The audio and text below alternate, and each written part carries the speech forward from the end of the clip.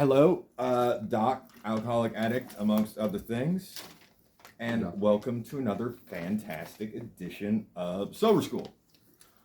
All right, well, I kind of wanted to start off with kind of explaining a little bit why I do things the way I do them, because one could make the case that I am somewhat non-conventional, let's say. Let me know what a Venn diagram is. I've heard of it. Yeah. All right, so it's like where you got all right, so recovery here in the middle. Right. All right, and then you got AA / NA here. And recovery involves, or AA, NA involve recovery. Over here, you got religion.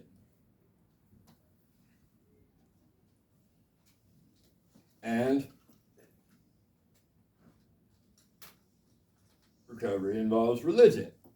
All right, and that's so this is something It relates to recovery. that, yes, both these things can be related to recovery. But if you've attended many of my classes, we've got Assuming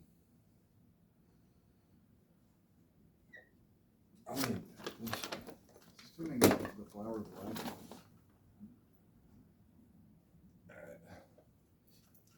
so we've got neuroscience,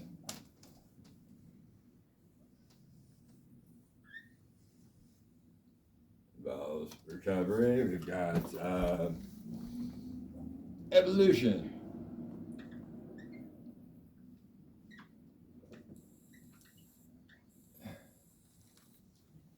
Involves recovery. And we've got unclogging toilets.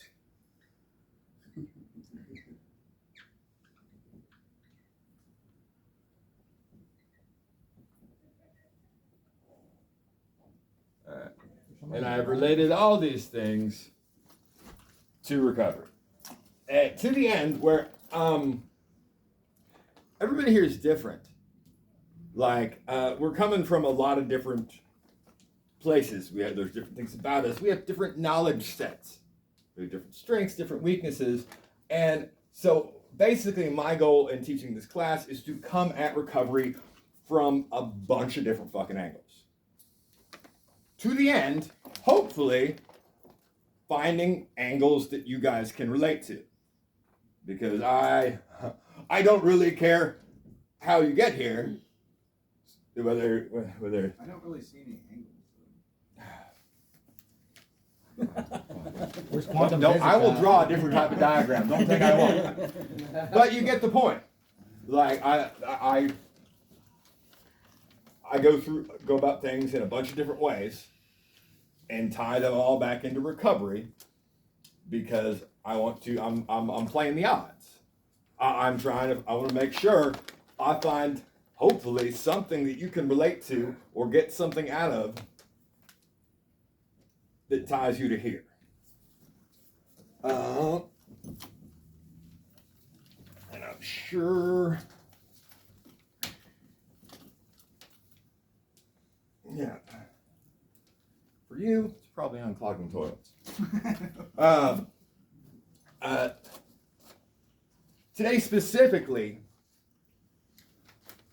we're going to be talking about philosophical paradoxes and how they relate to recovery. Like, what? WTF? OMG? All that good stuff. But philosophy is the search for truth. And just thinking about greater... Yeah. Don't say nothing, please. About the light. I can't control that. But man, you're paying attention to it now, aren't you, though? I always do. Yeah. All right, so we're looking for truth. Philosophers looking for universal truths.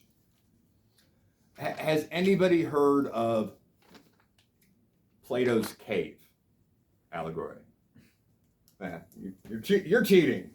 Me? No. Oh. Well, basically,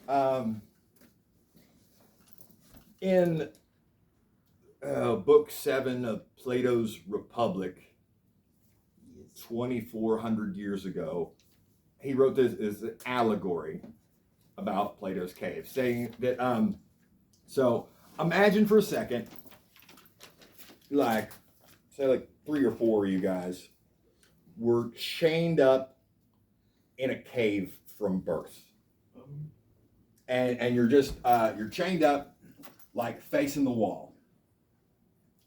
And you can't, you're sitting there in the dark, and you're facing this wall, and there's a fire behind you, and every so often you'll see like the reflection of the ring light, or you'll see the shadow. Shadows moving across the wall. And as far as you're concerned, that's reality. Because that's all you've ever known is darkness and shadow. And that's the realest thing you have. And then imagine one day you get loose. Footloose. Yeah. Hopefully. And you like, you can turn around for the first time. You see a light and you move towards the light, and it's uncomfortable for a while, and it makes it takes time for your eyes to even adjust, but then you actually see there's a real world out there. There's something else. Actually, the shadows are not what's real. They are just an affect. They are just a reflection in light of the real world. That's your perception at the time. Yeah, your perspective, your point of view, and you go out into the world, and eventually your eyes become accustomed, and you see color for the first time, and you see, okay, I saw the shadow of a lady walking past, but like seeing a real lady, way better than shadow puppets, you know. And I saw the shadow of the tree blowing in the breeze, but when you see the actual tree, that is way better, more vivid, has actual depth. It's not just flat. So like, oh my God, this is amazing.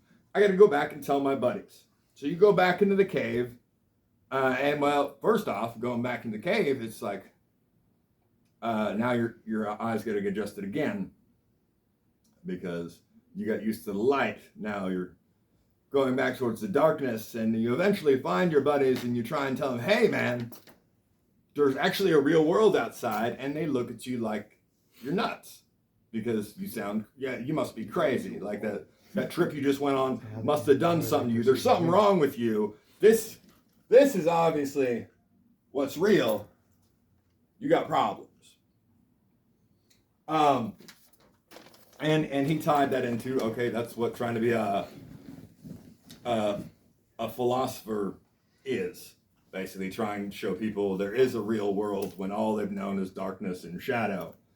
Plato's cave describes prisoners who mistake shadows on the wall for reality until one escapes and sees the world as it truly is. In recovery, leaving addiction or destructive patterns is like stepping out of Plato's cave.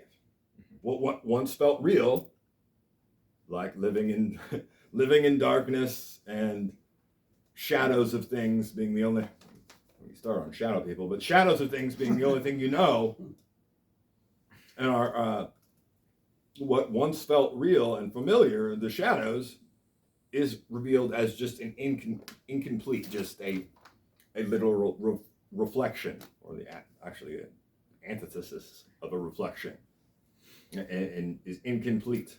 It's two-dimensional, it's flat, it's darkness when it's actually created by light. Recovery involves the painful but liberating process of adjusting to a truer reality. We don't have to live in the cave anymore, but a lot of us are not a lot of us and a lot of people we know are comfortable still in that darkness. They still, that's that, like, when you grew up in that darkness and that darkness is all you know, the idea that there's light in the world is alien. Sounds like crazy. Like the first time you go to a 12-step meeting and you hear everybody all like being silly and laughing and have a good time and laughing at inside jokes and buddy, and you're like, what the fuck are these guys on? What are they so happy about? And it's this and what this provides. But it's very alien if all you know is shadow and darkness. And in the allegory, the freed prisoner returns to the cave to enlighten others, only to be mocked or rejected. Similarly, people in recovery often face misunderstandings or resistance when they change. You ever talk to somebody from your old life and like, man, like, what are you doing? Man, you should come back and hang out.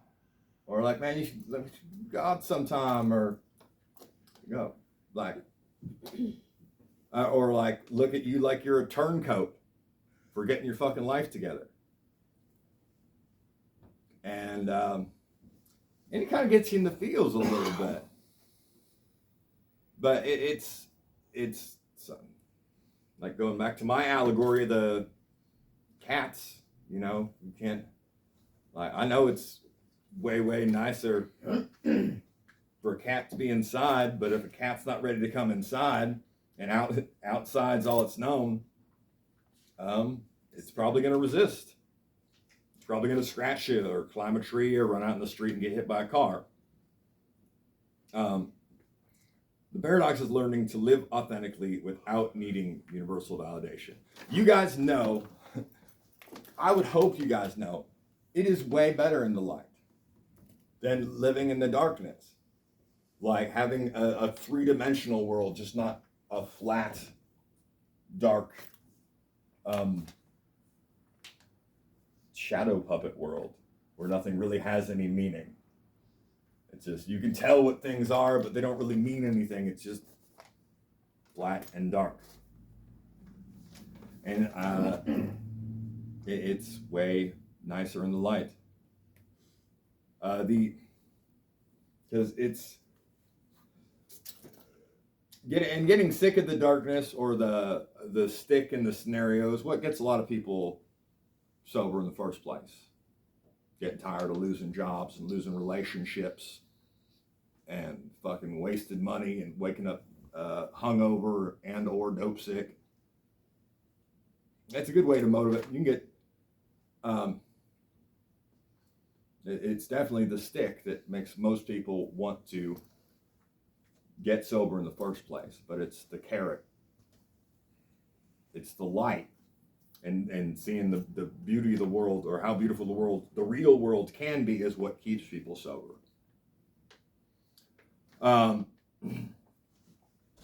So our next paradox or allegory is the ship of Theseus. So Theseus is this hero in Greek mythology. All right, and after defeating the Minotaur,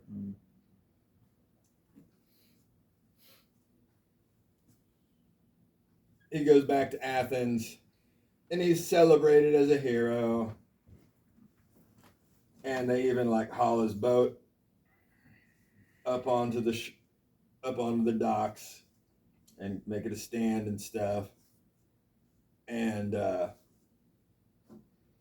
really, this should have oar ports because it's a Greek ship. Very important accuracy.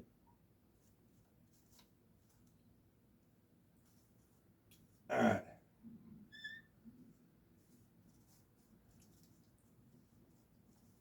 All right. So you got this boat. T on the sail because it's Theseus' boat. All right. So you got this boat, and you're using it to honor Theseus and all the cool stuff he did, but the boat's got some miles on it, or some knots, leagues. It's been around. So some of the boards are rotted. Right, this guy right here. Got shipworms, barnacles. You know how that goes. So they replaced that board. Oh, and the mast is bad. So they replaced the mast. And eventually, they've replaced every stick of wood, every plank, every timber, every mast on this boat. And they asked the question,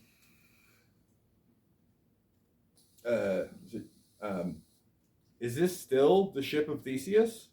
Is this still even the same boat? John Locke, the philosopher. And then there's this dude Hume, who said, "Well, no, I did. Like it's not the same boat because everything's been changed and identity is an illusion." And this dude Hobbes, Calvin and Hobbes. Hobbes was a philosopher. That's where he gets the name from. He asked a real fucking deep question, like, what if you like saved all the boards from the original ship,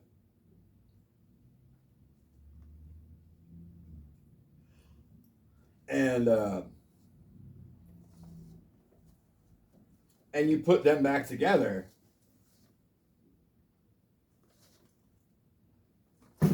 which is the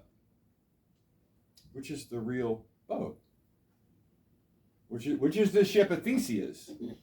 Is it the new boat, the boat with all fresh new timbers, or is it the old one?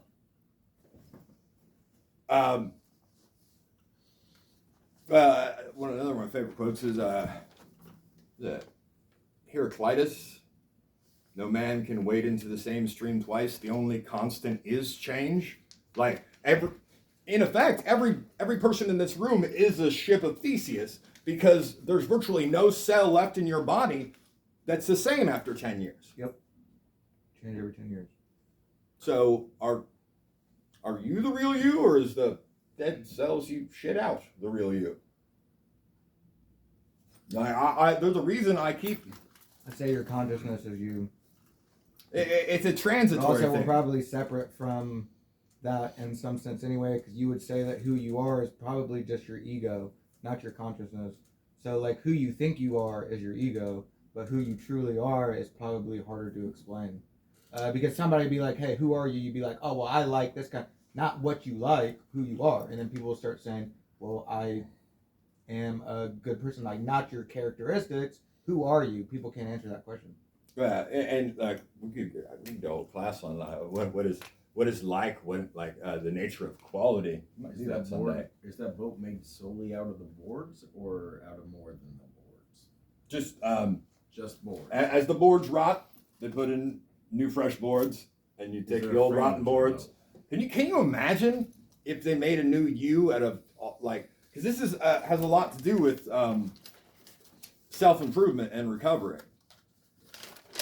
Because we're getting, what this is all about is getting rid of the old, broken, rotten pieces of us and replacing it with new timber.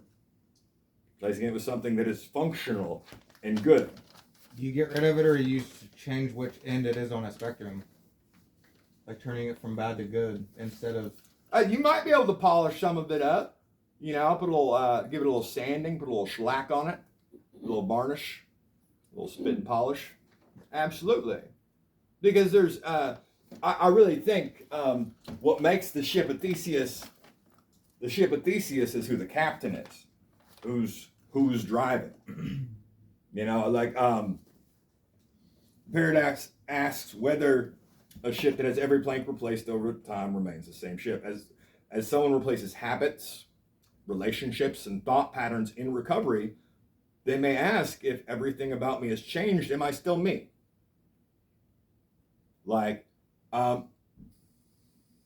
And that's a good question, but really I really think what makes the ship of Theseus is who's driving the boat. That's where the its continuity in function and through time. But really, you, similarly to now, is a temporal thing. Like time really is an illusion. Yesterday's history, tomorrow's a mystery, and today is a gift. That's why they call it the present. So like the only real time is right now. And the only you that's real is who you are right at this very instant. It's an encapsulation, okay, like a snapshot. Because if I ask you again in 10 minutes, it's going to be a different you. That's true. And it could be better, or it could be worse. Like literally nothing stays the same. So if you're not actively getting better, one could make the argument that you are actively getting worse, because if you're not working on self-improvement, you're not working the steps, working your program, you're rotting away if you're not replacing planks. And recovery doesn't require erasing the past. Like the ship, each replaced plank, belief, behavior, coping mechanism contributes to the new structure and still carries the history brought there before. This form is the same. The history tied to this boat, that dude fucking defeated the Minotaur. That remains the same. What it represents remains the same, even though it looks a fuck of a lot better than the rotted pile of planks and mess behind it. You guys probably know this one. I would hope. Trolley problem. You guys have probably seen a meme about it. All right. So here's a little trolley, a la Mr. Rogers' Neighborhood.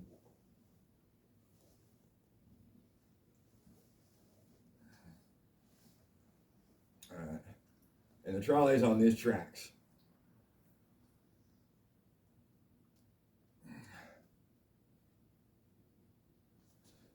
And there's a switch in the tracks that can divert the course of the trolley. And here's you.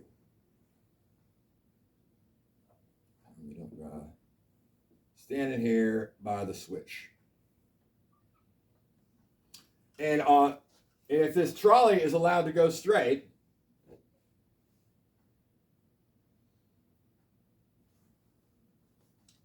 it's going to run over 4 people.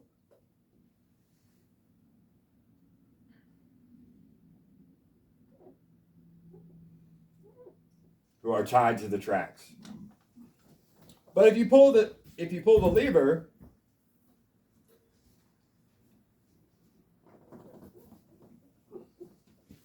it only runs over one person.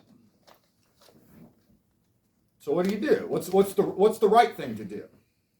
I'd take all 4. Go around, walk the fuck away. Derail that motherfucker. He said, derail that motherfucker. I like where your head's at. Ideally, you would stop the fucking trolley, and yes, you didn't start the trolley, and you didn't tie those guys to the tracks. I don't know, maybe you might, but the only thing required for evil to triumph is for good men to do nothing. You're just gonna would you stand there and just watch somebody drown? And I run into this a lot working in this house. There's been times where if I let somebody I really care about, somebody I've known for years, if I let you slide and it hurts the whole house, if helping you fucks over the greater good, is that okay? But you're looking at it wrong. There's no wrong in this situation. That's what. Please enlighten me. Huh? How am I looking at it wrong? He said that you're wrong. No. Oh, I think you meant me. I don't think there's wrong in it. Well, I'm just posing a question. My main purpose in this is trying to get you to think. Correct. I understand that. He just says you think you're wrong. I think So do you feel no responsibility? Depends on what situation you're in there. But you're in this situation. This If is you're in that situation right there, number one, you would help the people. Plain and simple. You'd either stop the trolley. but if that's not an option, you've got two choices in this scenario. You can either do nothing and let 4 people get ran over, or you can do something and minimize the damage. And only one person gets hurt. Yes. In my thought, if I just let it go, then technically, yeah, I don't have a say in it. Like I do, yes, but like if I just let it go, I'm not controlling anything. If I control it, then technically I just murdered one person. If I let the 4 go, then it just naturally did it. You know what I mean? 4 people just died right now. None of us 1, 2, are out 3, there not doing it. anything You about know, like okay. It's a paradox for a reason. There's not like one easy answer. I don't think there's any answer at all. The way I look at it, how I would answer this What is happens if you hold the switch in the middle? Does it derail? But then you kill yourself. yeah. Well, at least you would be taking you out and saving 5 people. That's fucking noble. I would think that'd be an admirable way to handle it. There is people who put forth, well, I would jump under the tracks and try and derail the train. Well, that motherfucker's running you straight over. Yeah. Well, I heard once if you put a penny on the tracks, it can come. Now, well, this is not a physics exercise, thankfully. However, the way I have chosen to live my life is but what am I like serenity prayer shit and do no harm by action or inaction. If I can't, and my focus is on the greater good, on what is on something power on something greater than myself. Pray. Hopefully God stops the train for you. Yeah. Well, who's Lord help though? Good question. Christians? Those who help themselves, and what's faith without work? Dead. Like I would be praying too, you know, but you might. He said, "Shut that shit." Yeah. Yeah. He said, It's "I ain't help it's you." a wrap. Sometimes. He picks and chooses. Well, Who's gonna suffer here? I feel like he gets wow. a joy, like a hard on off of that shit. well, The excitement. I don't know about him. I think somebody probably does. But probably the guy who tied him to the tracks in the first place. Definitely. You guys know the astronaut that came back and they asked him if he'd been to heaven? He said, yep, God's black and a woman. God's a woman in black. I always found a lot of the wording in the big book misogynistic. There's like one chapter in the stories of the AA big book where a chick who actually corrects the patriarchal wording of it. I'm the goddamn Antichrist. But yeah, we're faced with this. We're often faced with difficult decisions. Like recovery office often forces hard choices that may disappoint others. Ending relationships, quitting jobs, setting boundaries that not everybody's going to like. The trolley problem mirrors the ethical tension between minimizing harm and accepting that not all outcomes can be painless. Life on life's terms. Life steadily be lifing. It's gonna be like that sometimes, and the manageability that these steps afford us is not. It doesn't give us the power to control what's going to happen. It gives us the responsibility and lets us take control, like serenity prayer, that shit. If there is something we can do to help, to do that. However, sometimes you get rained on. Have you ever been doing something and you try to do it so hard and try to cover up a mistake so bad that it makes the mistake worse? Yeah, that's one of the main things I do. When I fuck something up, there's a German word for it. It's a Verschummessen. It means making things worse, trying to make them better. That is my MO. Like if I really fuck something up, I was trying to help. 100%. every time. And help realizing that has helped me fuck less stuff up, but I still do it. But I would rather fuck stuff up trying to do something good than keep stuff all right doing something wrong. That's a kind of a paradox too. Yeah. Just because like Would you? that'd be like what? Because I always say like technically, if let's say I were to go back out, let's say if some of us were to go back out, technically that would statistically higher the chances of somebody that's staying in the house to succeed. So it's like if you're gonna do that wrong, like would that not be a noble thing? Be like, oh, well, I'll go back out to give you a higher chance. You know what I'm saying? But then, like, in some sense, that's it's a like fucked up sort of taking they one say for the team. sobriety's not a selfish thing, but then it's like talking about this. Like, I don't give a fuck what anybody says about my sobriety. Sorry, I didn't mean to curse on the stream, I but just did it like 8 Um, times. You're fine. just like in the sense I'm of so like, sorry. you know, if somebody comes up to you, it's an old friend, they're like, "Oh, well, you've changed." Who cares? Maybe Thanks I for have. noticing. Who cares about their opinion? Because then that's like kind of living in like a world where you're just trying to be like approved of by other people because of what you're doing, not because of who you are. Well, You know what I'm saying? you got to do it for yourself, and you do need to be selfish in your recovery. But let's switch this to a recovery standpoint. Say you knew somebody in the house, you saw them fucking with a bag, like they were fucking coming out of the bathroom stall and putting something away in their pocket, and you knew what the fuck they were doing, but you didn't do that. You had nothing to do with it. That's somebody else's problem. And then that person dies. Do you hold? He goes overdoses.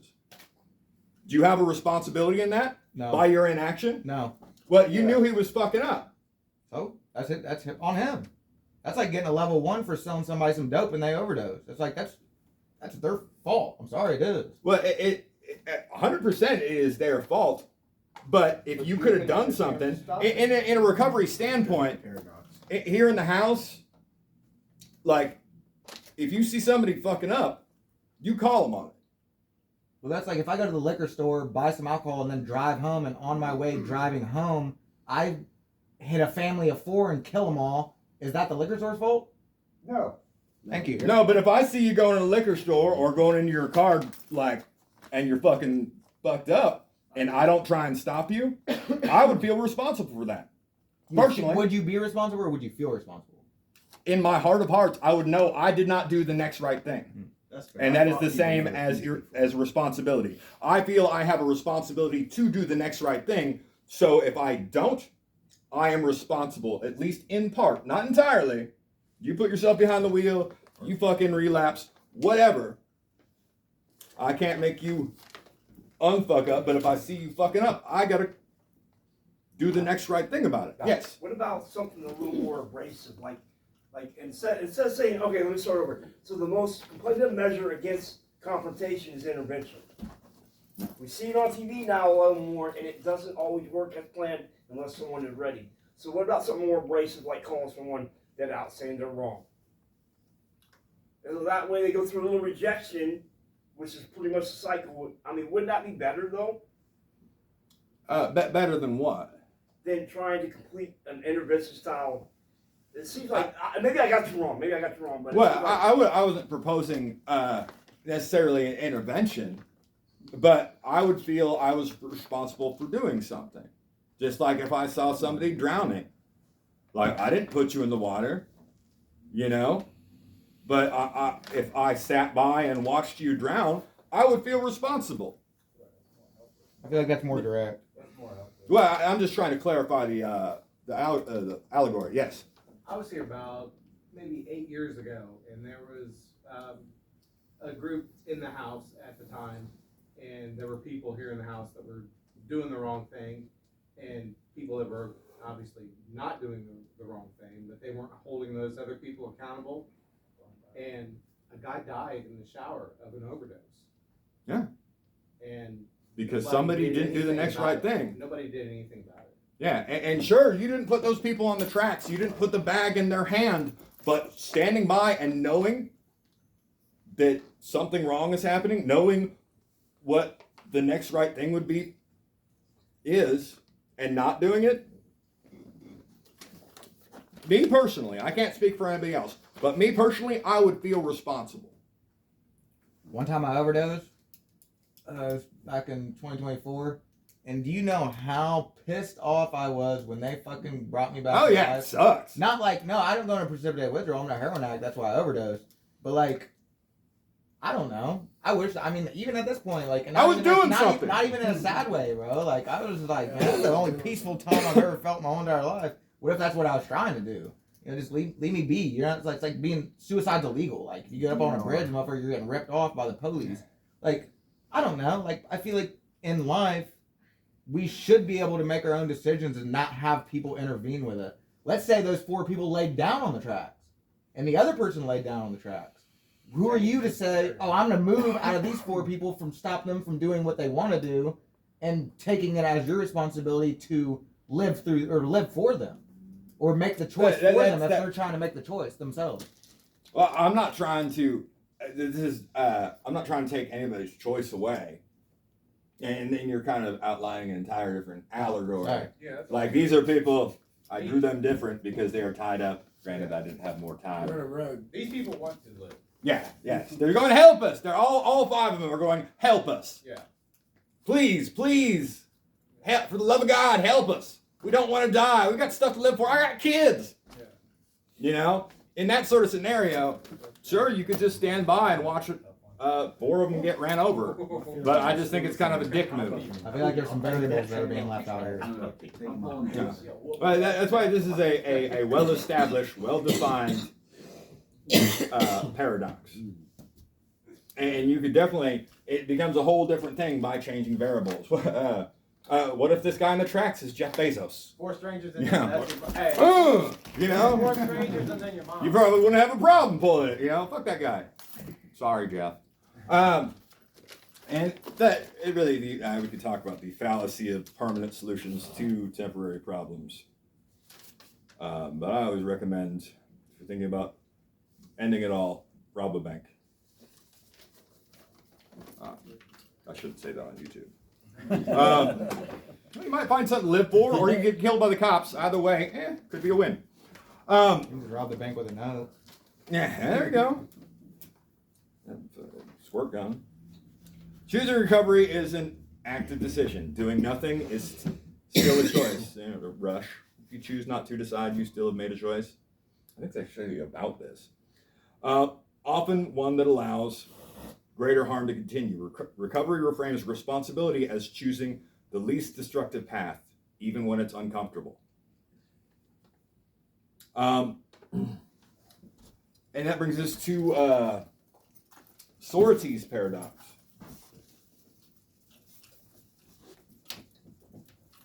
I saved them all. All right, so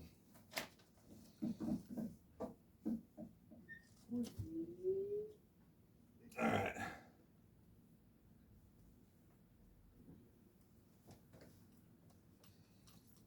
So you got a pile of sugar.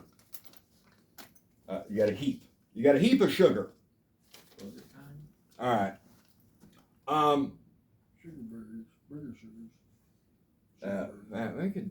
No, it wouldn't be helpful to frame it like that. I totally could, but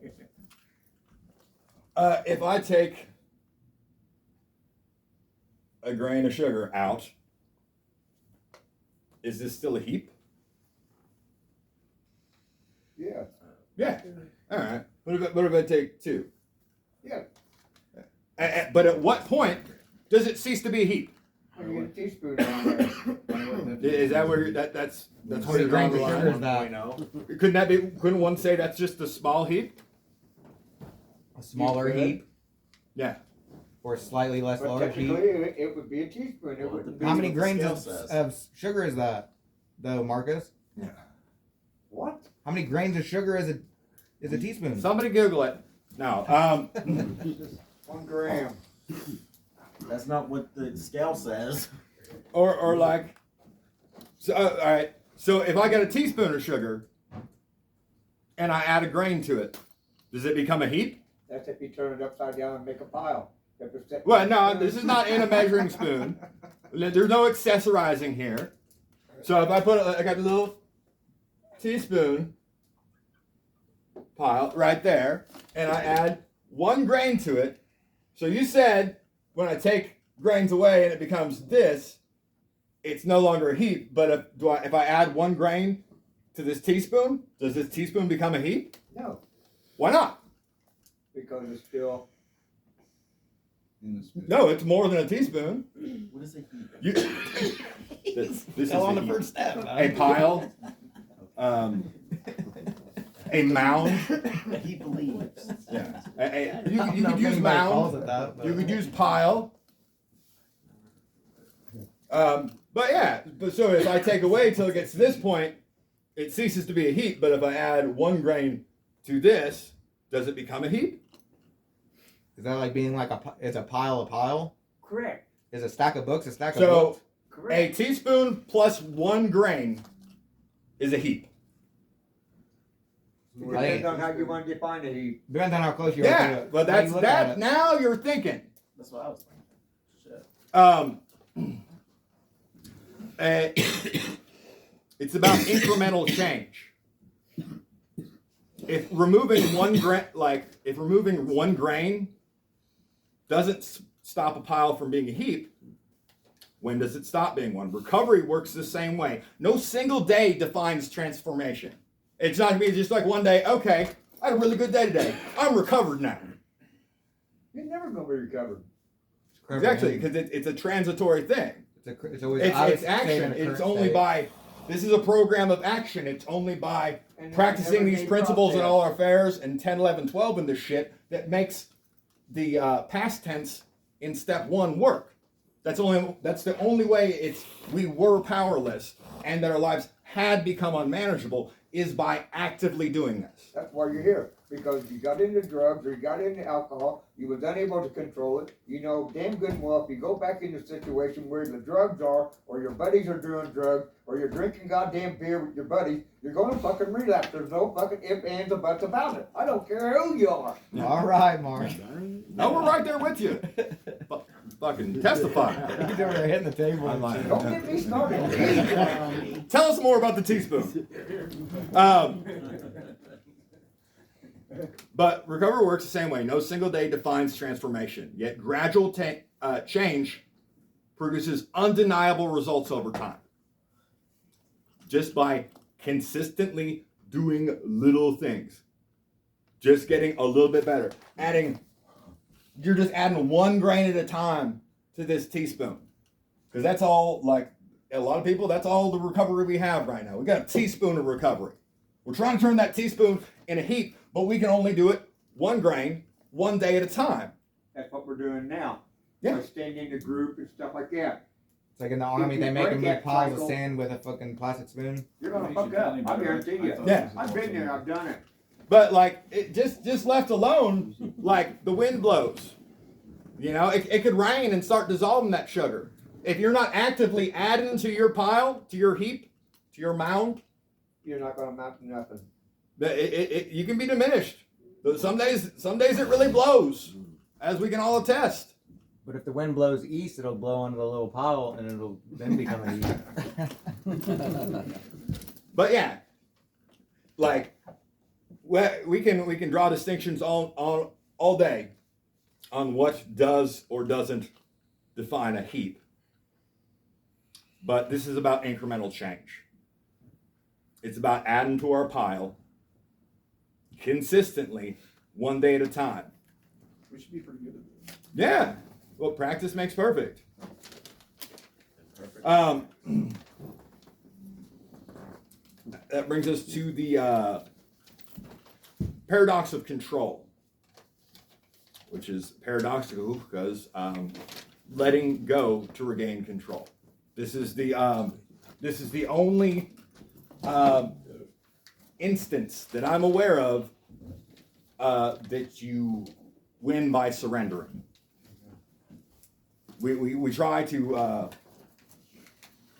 fix, manage, and control and live by our own self-will. Oh, we got this, and that's what landed us here. We tried really hard, but the more we tried to control things, the worse it got. I'm from Phoenix, and it only rains like once a year out there. And I was riding my bike, and oh man, it was starting to rain, and I wanted to get home before I got rained on. And I'm like, all right, so I'll ride real fast and try and avoid all the rain. And really, I ended up completely drenched, but because trying to control it ultimately led to me hitting more raindrops, because I would have just got hit by one raindrop falling, but since I'm moving fast forward, I caught like 16 of them on the way down. They did that on Mythbusters. Watch that after class. See if you got wetter running in the rain rather than walking. What was the verdict? I think you get wetter running. Yeah. Ow! We got scientific validation from Did you say Mythbusters? Mhm. Okay. Jamie Heineman and Adam Savage. But many recovery philosophies emphasize surrender, releasing the illusion of total control over life often leads to greater emotional regulation, resilience, and agency. Realizing that it be like that sometimes. If you like fucking, sometimes you get hit with not just like one thing, you'll get hit with like three things all at once that invariably is going to happen. And the manageability this program affords is not managing what happens in life. It's managing expectations and how we handle life on life's terms. Because practicing this program, like diligently, getting a sponsor, working these steps, and keeping to work these steps will not stop life from lifing. But it will show you how to manage life on life's terms. That's what the difference is. Because the world is going to turn like it always was. Some days it's going to rain, some days it's going to shine, some days you're going to step in dog shit. Some days you marijuana. The world is not going to change for us. We got to change for the world. Yeah, well, we got to realize the world is going to world at you sometimes. Life's going to life at you. And but we have control over how we control that, or how we handle that. And serenity prayer. If there is something I can do, God help me do it. If there's not, God help me be okay with that. In essence. No, going backwards. Then there's he leaves. The paradox of identity. Who even is the true self? Who even are you? Who is any of us?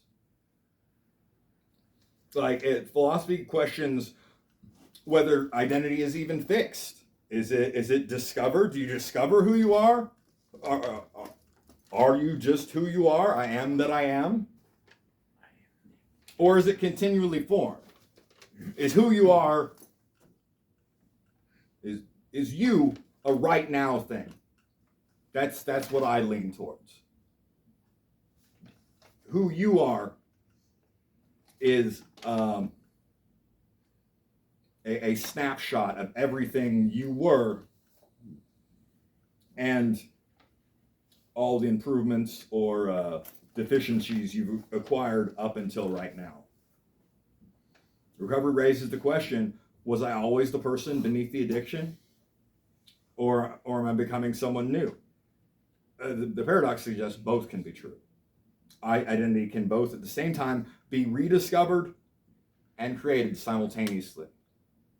There's a reason I carry my prison ID in my wallet. And I'll be going through it like I have to look for a card or a business card or something, and I'll look at my prison ID. And I'll look at my reflection in the mirror. And I'm like, damn, it's not even the same person. You guys ever want to see it? I'll vouch for that. Yeah. That look kind of sad. And I looked pretty rough. I was pretty rough. In 2022, I was 148 pounds, like strung out on Suboxone and meth, alcohol, and bleeding to death internally of a GI bleed. I was so bad when they took me to jail, the Tippecanoe County Jail wouldn't even accept me. Medical staff took one look at me like I was green. And they're like, I don't like the way he's moving. I don't like the way he sounds. I don't like what color he is. I'm like, hey. And they just took me to the jail and dropped me off. They didn't even handcuff me. They just dropped me off at the curb at the emergency room. And they figured they'd find me later, which they did. High-speed chase, but still, they found me. But I had to get 7 units of whole blood and 4 units of plasma to get my hematocrit to 7, which is about half of what it should be. I was dying. A lot of people say, oh man, going to jail saved my life. No, for real, going to jail saved my life. Because I would have been dead. But the person in that picture on that ID is an entirely different person than stands before you now. And kind of brings us to our next paradox, the paradox of suffering. Growth through pain. And it is not a prerequisite. You don't have to, you do not have to hurt to grow. But